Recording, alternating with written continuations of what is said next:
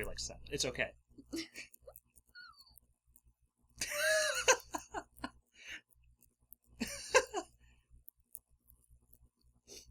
It's okay. I just don't... I don't know. It's okay. No one's going to see it. It's just on the internet.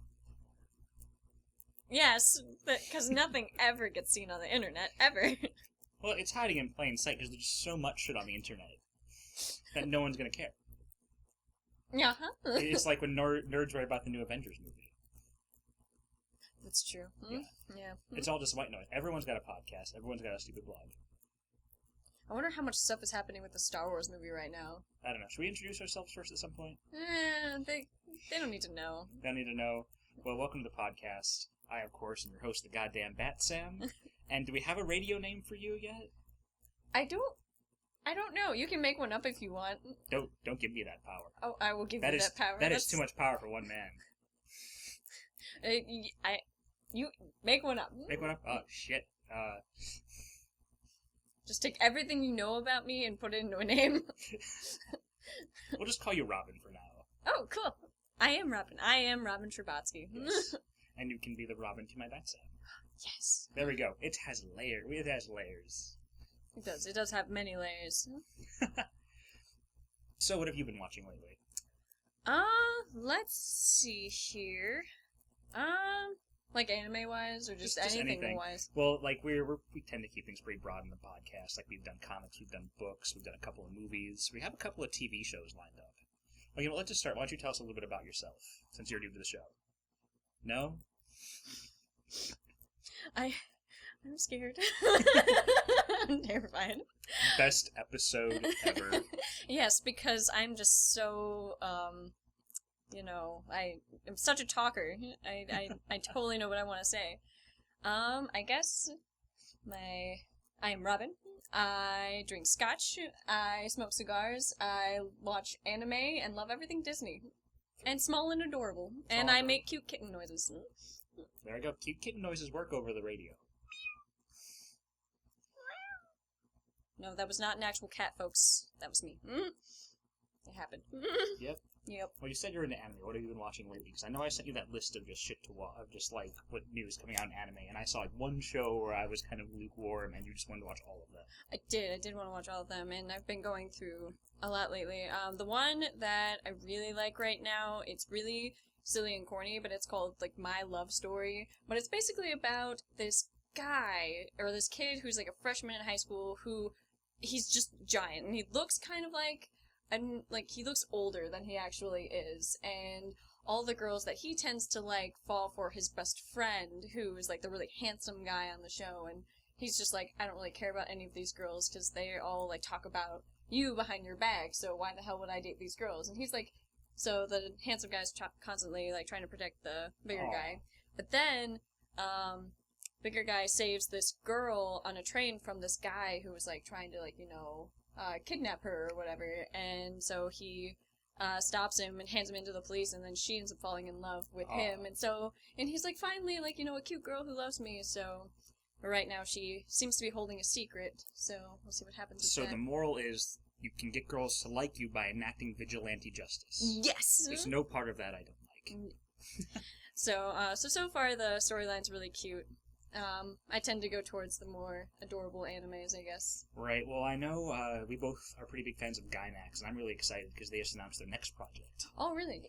Yeah, I thought I sent you a link. It's called Ninja Slayer. Oh, yeah, you did send me this, yes. And it almost looks like a parody of what you'd expect that anime to be, watching the trailers, but it's Gainax. It's got the over-the-top action, it's got the crazy animation, it's got the super jiggly boobs, It's got everything you would ever possibly want. It's got everything, yes. Like, I've yet to find a Gainax show I don't like except for Evangelon. I'm the one guy who doesn't like Evangelon. I don't think I've seen Evangelon. I mean, the robots are cool. The robots are cool. The main character's terrible. Oh, see, now, if the main character's terrible, you just, like, can't watch it. He's not an angsty, he's just whiny. So he's like Harry Potter in the 5th book. No, like, not even, no. No. No. What? I don't think you can Shinji makes Book 5 Harry Potter look like fucking Batman. Whoa. Yeah, no, he's basically like his dad makes these giant robots to fight aliens. He's like, well, I got this special giant robot, and it's just for you, and only you can pilot it. Also, I'm going to make you go live with the super sexy redhead, and I'm going to make you this sexy robot. And then every interaction just ends with, I hate you, Dad! Well, that sounds... I never asked for this! Yeah, I think I'll pass on that one. Yeah, I know I mentioned my kidney stone earlier. I actually watched that show while high on pain meds for my kidney stone, and I still couldn't enjoy it. Well, that's just sad. Yeah. Everything else, though, like, I like Fooly Cooly. Can't tell you what it's about, but I like it. See it through, like, 3 times. I like Gurren Lagann. I like Kill la Kill. Do love Kill la Kill. I actually sent someone, my coworker Matt, I told him to look up Kill la Kill just to see, because I wanted to cosplay, and I was like, I can't show you this here, because this is just too promiscuous to show you at work, so you're gonna have to look it up. He tried watching, like, 20 minutes of it, and he wanted to shoot himself in the face. Yeah, see, it's one of those shows, like, sometimes, you have to give a show a little while to, kind of find itself. Kill la Kill, if you're not hooked in the first, 10 minutes, the show is basically just going out from there. If you're not hooked in the first 10 minutes, you're not going to enjoy it. Which is sad, because Kill la Kill is great. It is fabulous. Gamagori is so probably my favorite. He's in my pantheon of favorite characters. I can totally see that for you, Sam. His superpower is bondage, essentially. It's basically his superpowers. He makes whips to punish himself, and then he explodes and makes more whips, and that is how this character works. Yeah. So have we heard anything about Ruby and the new season coming out? I don't know. I don't keep getting... All my asshole neighbors are running shit. It's messing with our audio. Oh, we're gonna power through. Powering through. It's either because we're too professional to not work, or we just don't give enough of this shit. We'll just leave it in. Yeah, we'll just leave it in. Yeah. Mm-hmm. Yeah. I don't know what's going on with Ruby. I know, unfortunately, Dion passed away a few months ago, but I think he had most of the script written, and he had the rest of the team to work on the animation. And because he wasn't, he obviously wasn't the only one behind. I know it was his, it was his baby, but he wasn't the only one working on it. So hopefully he left everyone else with enough, not just partially completed stuff, but just taught them enough that they can finish it on their own. So we'll see where it goes. I'm hoping they'll still make it work, because it would be really sad if it just ended here, because we have no idea what's happening. Well, because everything with the last season was cliffhangers. Everything was cliffhangers. I will say, I'm a little bit worried, because I know, for me, the big draw for the show was the animation. Yes. It was the animation and the fight scenes and a lot of the choreography. The story, not quite so much.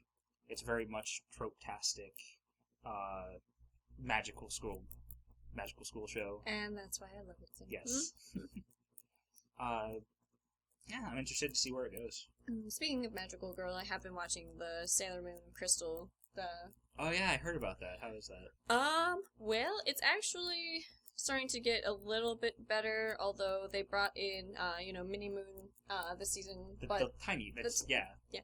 But, right now, she, has no powers. She can't do anything. Okay. And, Sailor Moon and Tuxedo Mask are supposed, her, mother and father. Right. So, and we're just, finding this out now, and so... So, is this basically just they're just updating it with new animation, or is it a complete reboot? It's a complete reboot. Okay. So it's a different story right now. A lot of it is, Mini Moon is, the future in the future. And right now, they're in the future in, 30th century Tokyo. They call it Crystal Tokyo, and none of the Sailor people can, transform or use any of their powers right now, including Sailor Moon herself. So, okay. So right now, it's kind of at a, well, fuck, what's gonna happen now? Because everyone seems to be, going in different directions. And then they introduced Sailor Pluto, who is the, she's the master of all time and space, so. Okay. So that ties into the time travel thing? Yes. Okay. So. Alright, so there we go. Speaking of anime, you picked out the movie for today. I did. What did we watch? Howl's Moving Castle. Yes, and that was a first-time watch for me, because I am woefully behind in all things Ghibli. You are. Makes me sad. Well, I haven't yet to see what I really didn't like, so... I really, I guess cards on the table. I really enjoyed this movie. I love this movie. One, because Billy Crystal is a fire demon named Calcifer. I mean, fire demon. I mean, then again, like, as far as talking about it goes, basically, if you've talked about one Ghibli movie ever, you've talked about them all.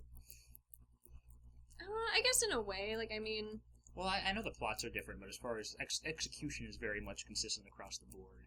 So it's Ghibli, you get what's on the box. You're going to love the entire cast, the animation is going to be beautiful, and it's just going to get in touch with your inner 5-year-old, and everything will be magical for however long is on the screen, and you feel just a little bit warmer as soon as you finish it. So it's very much it's Ghibli. It's what it says in the box. You also feel a little French watching it, just because of the, because he takes a lot of the music inspiration from France and incorporates it into the music, actually, that he puts in, so... A lot of the art, too, is very French-inspired. Very. See, I can tell that because I had to spend 3 semesters in art history in college. Photo J major, 3 semesters of art history. Woo! Although, probably out of all the Ghibli films, I like The Wind Rises the best so far. Just for the animation and the story, and it was just so beautiful. Probably next to that, Howl's is definitely up on the top of my list. Right. Well, even talking about the plot, I realize there's not a ton of plot going on. Basically, it starts with, the country's at war. This girl in a hat shop is turned into an old woman by a witch. She hooks up with David Bowie. The movie says he's David Bowie. He's totally David Bowie. Goes to a magical house, and then there's this other witch who kind of wants to catch them because everyone has a hard-on for David Bowie.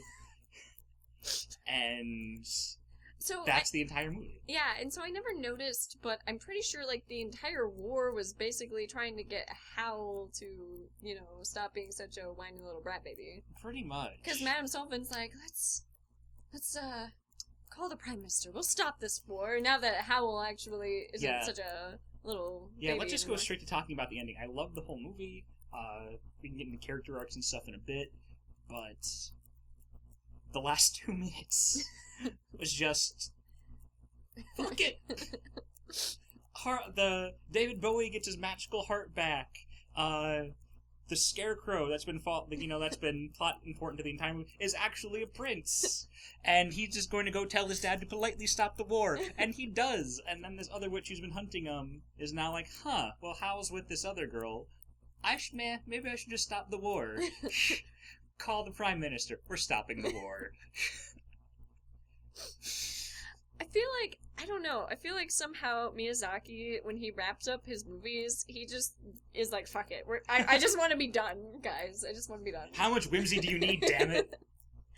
Well, in The Wind Rises, that's how it was, too. He was just like, fuck it, because, like, the ending was just them looking out in the landscape and, seeing the girl come towards him, and then he's like, we should go back to my place. I've got some nice wine. And that was, like, the end of the movie. Like, what? Yeah, I know Ponyo had a pretty standard ending. It was, because, it's Ponyo, there's not a whole lot to wrap up. No. But basically, like, I think the way it worked was Howl removed his own heart so he could do magic. Yeah. And it turned into Billy Crystal Fire Demon. Yes. And then the one Witch of the Waste, not the Wicked Witch of the West, the Witch of the Wastes, who also wanted him, loses her powers, and then the curse that's on the main character, Sophie, she's turned into an old woman, but the more she realizes she loves David Bowie, she turns younger and younger. Yes. And then the one witch who worked for the king, who taught David Bowie all of his magic, and loved him so much she made a bunch of really creepy, child David Bowie clones to do her bidding.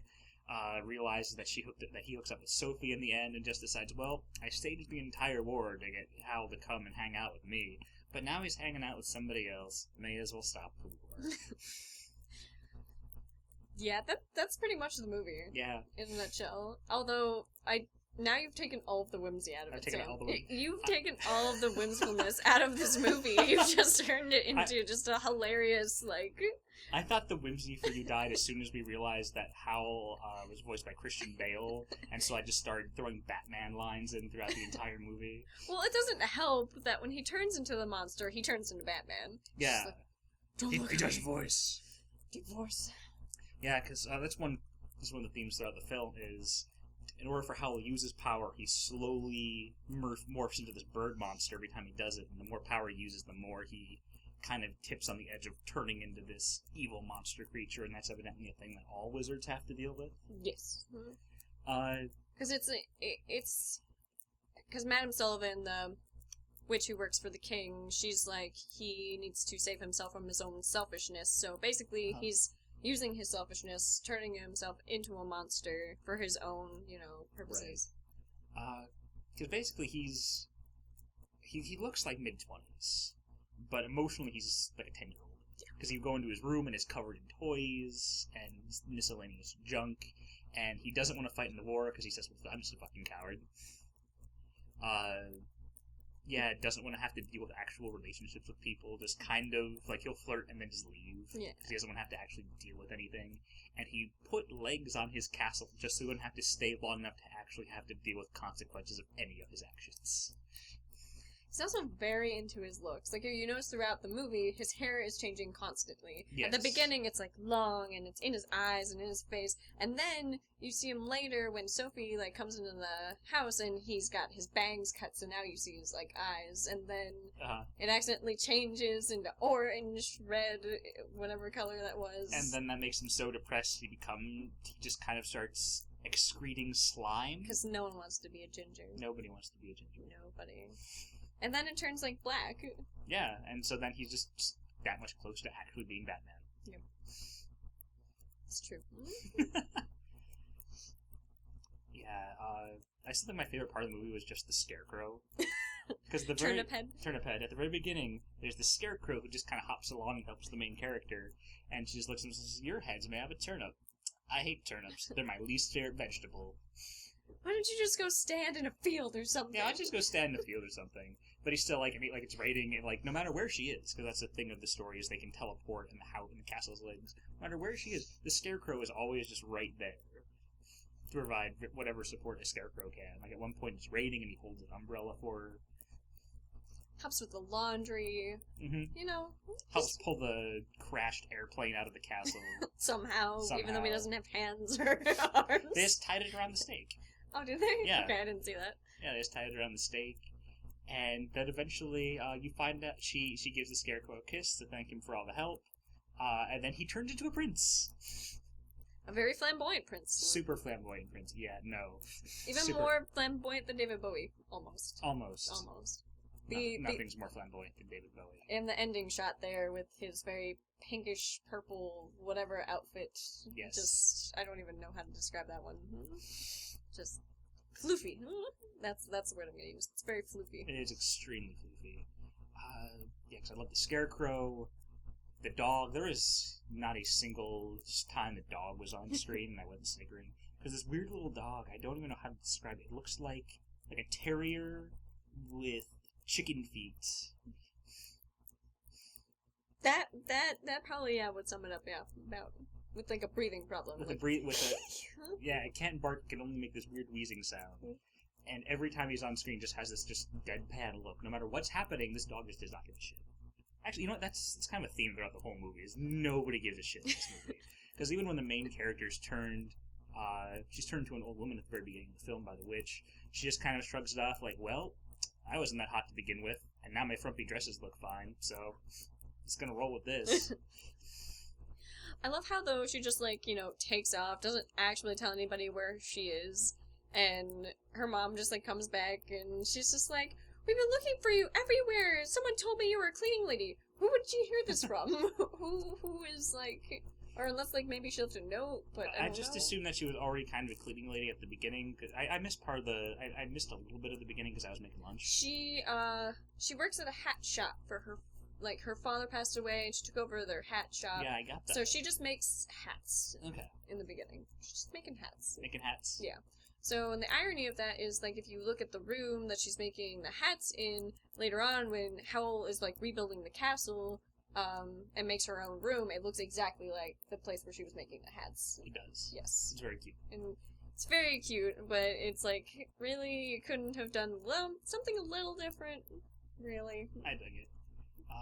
So does she really go through much of an arc? She just kind of gets I guess she just finds her confidence by the end of it. That's her whole Yeah, that's like her character whole thing. arc. Well, because she never thought she was pretty to begin with. Like, even in the beginning of the movie, she's, like, trying on that hat that she's wearing throughout the entire movie, and she's, like, sticking it down her face, and she's like, I'm just gonna hide my head. Right, and she has a run with Howl early on, back when she's still, younger, and she says, yeah, I saw Howl. And he's like, well, you don't have to worry about him taking your heart. He only does that to pretty girls.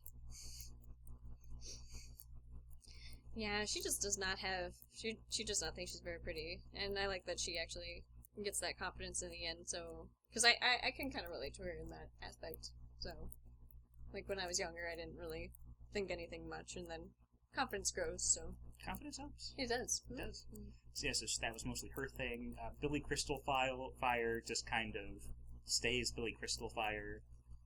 If you see Monsters, Inc., he plays Mike. It's basically just Mike, but he's a little fire, and that's really all there is to it. Yep. Eats her hair. Eats becomes, her hair. Like, total Eats muscular. her hair, goes Super Saiyan. Just gonna make sound effects. Then Hal, of course, he finally gets his shit together by the end. Yeah. It's a bit more gradual, because at first, he's summoned to the palace because he has to help with the war effort, because, he got drafted as a wizard, and he's like, I don't want to go, wars are scary. I'm gonna send the elderly woman who cleans for me to go instead. I'll just have her say she's my mom, and that I was just too scared to go. Because that will solve it. That solves everything. I don't know what you're talking about. That plan makes sense. It totally does. Then later on, you see him actively defending, because he makes the house for them. You see him actively defending the house because it's war and there's bombs dropping, and he's all, I'm gonna go be Batman and save the house.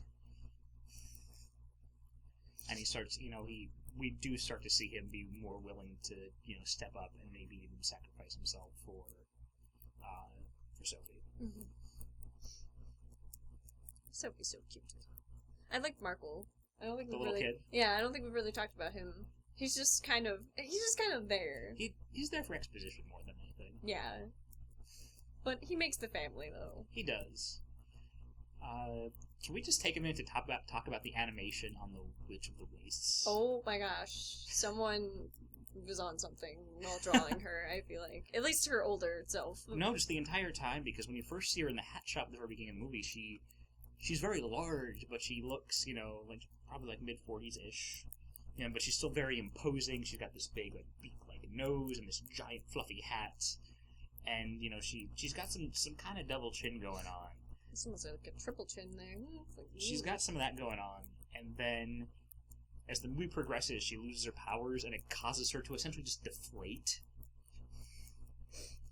Where she's all that mass just kind of slowly starts to basically turn into this weird just puddle, and there's a point where she has to walk up a fuck ton of steps, and it's really hot, so there's just sweat oozing out of her face, and it's mixing with her skin, and she's sagging.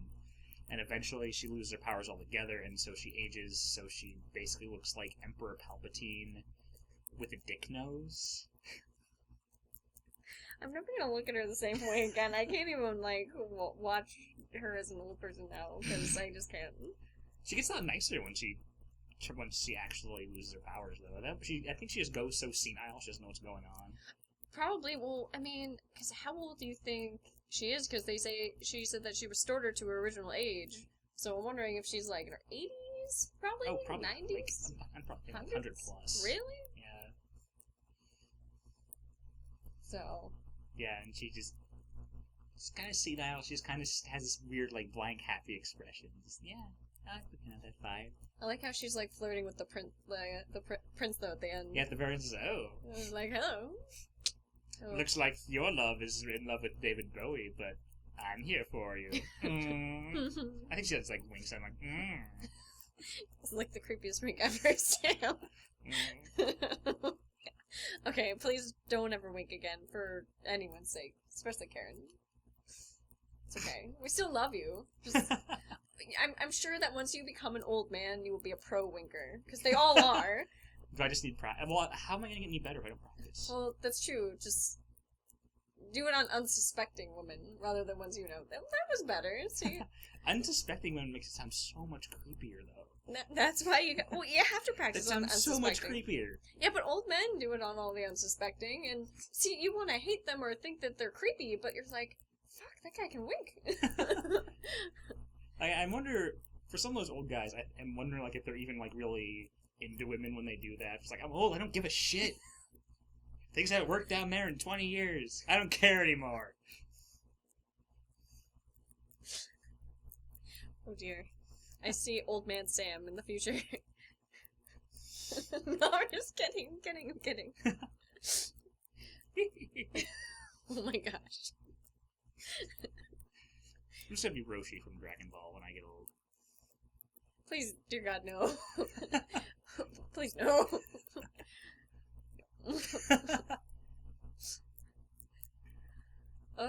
So.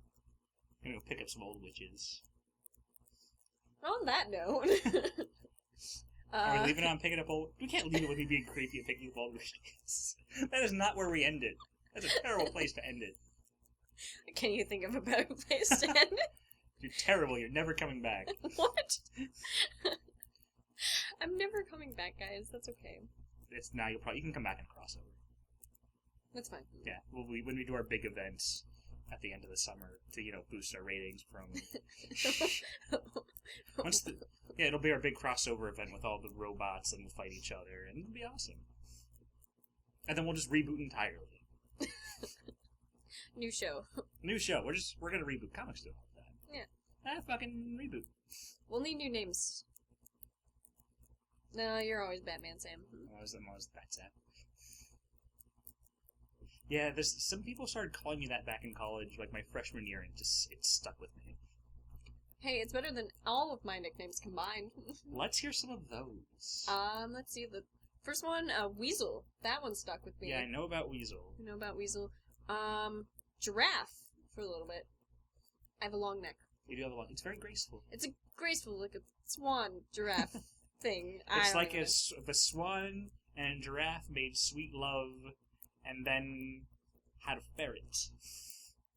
It would be the best part of all of those things. And then you would adopt that pet. Which is okay because it looks nothing like you. Okay, thank God. Because I don't want to look like that. Thumbelina. Or Polly Pocket. Because I'm so little. Yes. Downtown Emily Brown. DTEB. It's not my real name. Nope. Do I have to go? Crap. You're as bad as Kyber. You're every bit as bad as Kyber. Yeah, whatever. Because I have to actually go back and listen to this. Okay, well, there's a bajillion of my name in the world. I guess so. I mean, think about it. True.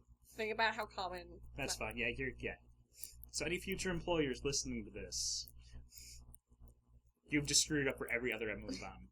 Because it's going to be in a Google search somewhere and they're like, what's this? A podcast? Oh, this is just talking about nose dicks.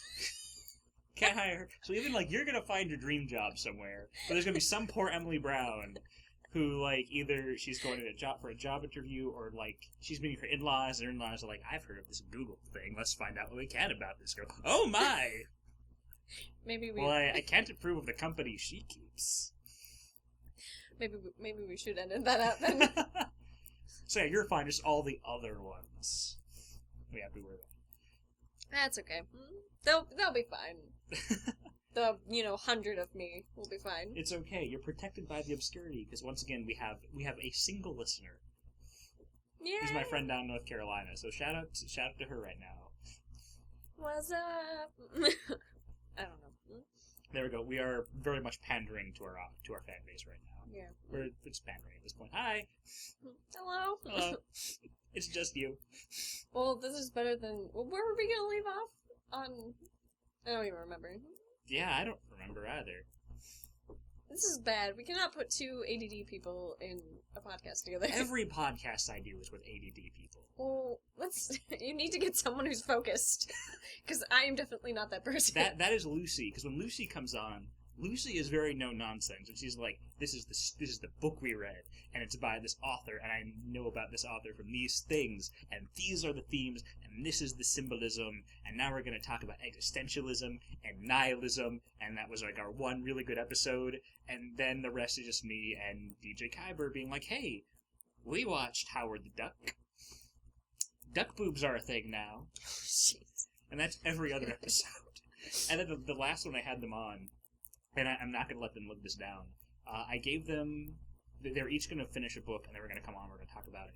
And then they didn't tell me until we were recording that neither of them had finished the book. Oh, God. And so they'd both gotten, like, halfway, so I'm just like, oh, hey, remember all these cool things that happened at the end of the book? No, you don't. No. Well, I promise I'll be better if you ever actually let me on the show again next time. So, 'cause I was not prepared. Mentally, I was not prepared. You can't really prepare. Like, there's the only way you can really actually prepare is just go fuck it and start doing it. I'm not that kind of person, Sam. I have to be like, here. Well, the thing is, I've learned the more you're thinking about, the more you're thinking about it, the harder it gets. So the more you just kind of don't think and just kind of go, But see, it also doesn't help that I talk a lot with my hands, so when I'm trying to explain things... We clearly both do. Like right now, I'm just waving my hands around, and you can't tell, but I'm trying to say things. We're making great use of this audio podcast with all of our hand gestures. Yes, we Italians do that. That we do. Also, other visual gag that I can't think of right now. I was going to go with Godzilla, but I figured they could hear Godzilla. Godzilla! Oh, here you go. Also, I have a bunch of really nice paintings going around. And then you can see I've got the lovely sculpture in the foyer. We're so fancy. And of course, our lunch was sushi on the Naked Lady, which, is in studio still. We finished. I don't know why she's still here. Oh, well, I tipped her. Is there any other protocol? She hasn't left yet. Did you give her clothes? Yeah, she has clothes. It just... I don't know. Maybe I don't know. I got nothing. Well, now we can't end it here, because now we went back to creepy with Naked Sushi Lady. We have to end somewhere, Sam. Is there any way we can end it and not be creepy? We're some weird motherfuckers. We are so... I have the weirdest people on my show. It's probably because all the people I hang out with are super weird. I'm not that weird. Yeah, you're probably close. You're probably much farther at the end of the normal spectrum than most of the people I know. Everyone else, it's. I mean, not that I'm against weird people. Weird people are awesome. I only hang around weird people. The thing is, you could pass. You're not going to go out into a crowd, thinking oh, she seems normal enough. But then there's some geeks who are just oh, yeah. It's like the people who are to geeks what geeks are to regular people. It's true. Well, I mean, if you look at me, I don't look like a geek at all. Your first impression of me... Well, then again, your first impression of me was at Halloween in a go-go costume, so... From, Kill Bill. Yes. Yes. So, I mean, right away, that just says nerd, so I don't really know. Well, anything with costume, though, is going to scream nerd. It's true. Unless it's one of those, really shitty Halloween costumes where it's dude's gonna dress up as a banana, lady's gonna be a sexy nurse. Any sort of actual costume automatically just goes to nerdiness. I actually really wanted to once dress up as a thing of grapes. Just all in purple with purple balloons and big, giant thing of grapes. So how did that get started? I don't know. Where did that idea come from? I was watching a show and a girl did it, and I thought it was the best idea ever at one point. Until some asshole starts popping the balloons. Yeah, that would be a thing. Now I don't want to do that anymore because I'm kind of terrified of balloons popping. Yeah, that's a terrible idea for a costume. Well, she made it work, and she was really cool. So I don't know. So anyway, talking about the Howl's Moving Castle. Oh yeah, we were doing that. God, we never stay on topic. Nope. I would just need Lucy to just stay on here and just with a crop. Stay on topic, damn it. Discuss the symbolism. I mean. Anyway, we'll wrap up with final thoughts on Howl's Moving Castle. Yes. So, Let's see. I don't have a lot more thoughts, to be honest with you. I mean... So basically, for, like, recommendations for the film, if you've seen a Ghibli film before, you know exactly what you're getting into, and I'd say if you don't like Ghibli films, don't watch it, but I don't know anyone who doesn't like Ghibli films, and if you are one of those people, we can't be friends. No. I mean... It's because you're actually a robot from the future, so that's the test. Because we show them Ghibli movies, and if they don't react, Terminator. Yeah, I agree. But I think that, for whatever reason, there are those people that have to have, like, it to be realistic. And where most of his films, like, I mean, you know, involve magic or crazy flying machines or something crazy happening. So, because, I mean, my mother hates all animation. Because it's just all to her is, like, impossible. Like, cannot happen. That's the point of animation. Because you could have vampire T-Rexes in space. And you can do whatever you want. It's not the kind of point of animation. You can just do anything. By the way, that's our next project. Vampire T-Rexes in space. That's gonna be a thing. How are we gonna do that? Can either of us animate? We can find someone who can. Okay. Yeah. We'll just do voices. Yeah, we can do that. Yeah. But anyways, on topic. Right, on topic. So yeah, high recommends. High recommendation. I'd give it 4 stars. 4 stars? We don't really do numbers here, but yeah, just... Well, yeah. I give it, all the magical power that Howl possesses in this movie. And that's a lot, guys. That's a lot. It gets 4 dick noses. Out of a Batman voice. And a Batman, yes. Oh dear. And on that note, yep. I guess Yep. we still end the show on dick noses. I don't know, maybe it's a Freudian thing. I think it is. I think you're obsessed with this now. Well, at one point, she's smoking a cigar, and I thought, oh god, there's somewhere right now Freud is Freuding. Yeah, just a little bit. Stay away from Freud, kids. The moral of the show, don't. Just stay away from Freud. Actually, the moral of the show is stay away from the show, because kids should not be listening to this. Yeah, if you're a parent and you're listening to, and you're letting your kids listen to this, you're not a great parent. If you're a parent and you're listening to this by yourself, you have terrible taste, and you're probably going to pass that on to your children. But that's okay. We can sort of respect that, and also not respect that. Actually, Nope. We're judging you right now. Harshly. Harshly judging you. Yep. Or the only show on the internet that will actively dislike you for listening to it. Yes. And that's what's going to make us so popular someday. We're too cool. You don't need to listen to us. Go away. You don't even go here. We only wear pink on Wednesdays. Gosh. Oh shit, we're wearing pink right now. Oh, damn. Damn it. Today's not Wednesday. No, it's not. I went all out with the pink too. What was I thinking? Yeah, I know. You got a lot of frill going on. Even more than me. You can never have too much frill. If David Bowie has taught us anything, is there's no such thing as too much frill. Sam, the hat is too much. No, the hat is not too much. The bows, Sam, the bows. No, you can't have the hat without the bows. You even set out doilies to put the laptop on. And they're pink. And they're crocheted. And you did it yourself. I'm scared. You know what? There's nothing unmanly about crocheting doilies. No, nothing at all. I need something to wipe up from when I bring home live animals and skin them and cook them, and I have to clean up with the doilies. Doily is the most effective thing for cleaning up the blood of the dinosaurs you brought home to eat. The space vampire dinosaurs. No one wants to hunt a space vampire. No, those are way out of my pay league. Those are way above my pay grade. You kidding me? I just thought like the regular dinosaurs. But all of the dinosaurs are dead, Sam. Yeah, because of me. So did you write the book, All My Friends Are Dead? Have you seen this book? I love that book. Oh my gosh. There's actually a sequel called All My Friends Are Still Dead. That's so depressing. Go watch the movie! Yes. Go watch the movie! We're gonna end this.